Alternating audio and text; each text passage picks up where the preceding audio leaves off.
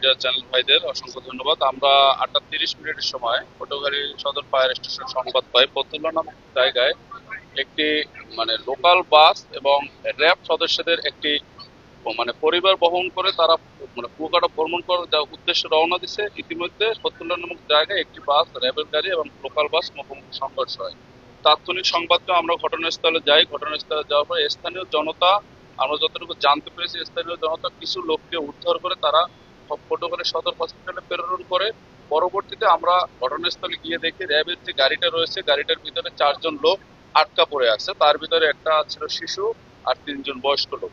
তো আমরা fire service আমাদের বিভিন্ন ইকুইপমেন্ট পরিচালনা করে আমরা আসলে ওই 4 জন লোককে জীবিত উদ্ধার করতে সক্ষম হই এবং আমাদের গাড়ি যোগে তাৎক্ষণিকভাবে আমরা পটুয়াখালী সদর হসপিটালে প্রেরণ করি। পরবর্তীতে আমরা ওখানে আমাদের উদ্ধার কার্যক্রম শেষ করে আমরা যতটুকু তথ্য পেয়েছি, ওখানে 13 জন লোক আহত হয়েছে। তার ভিতরে 1 জন লোক নিহত হয়েছে, আর যে নিহত যে লোকটি ছিল তার বয়স ছিল 2 বছর। আর 12 জন আহত মোটামুটি সুস্থ আছে, তারা হাসপাতালে চিকিৎসা অবস্থা আছে। এখানে হাসপাতালে আসার পর যতটুকু জেনেছি, একজনের অবস্থা একটু ক্রিটিক্যাল বিধায় তাকে তাৎক্ষণিকভাবে পটুয়াখালী সিএমএস হসপিটাল, সেনাবাহিনীর যে সিএমএস হসপিটাল রয়েছে, ওখানে ডাক্তাররা প্রেরণ করছেন।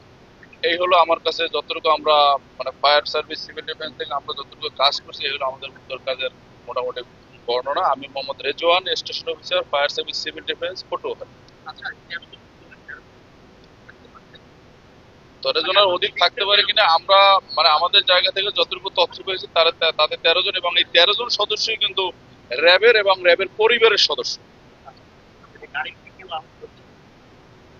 লোকাল বাসের আহত বা নিহতের এখন পর্যন্ত আমরা কোনো সঠিক তথ্য পাইনি, তবে 13 জনের যতটুকু তথ্য পেয়েছি 13 জনই র্যাব পরিবারের এবং র্যাবের সদস্য। তারা যতটুকু জেনেছি বরিশাল র্যাব 8 থেকে এসেছে, তারা ভ্রমণ করার জন্য ফ্যামিলি সহ কুয়াকাটা যাচ্ছিল।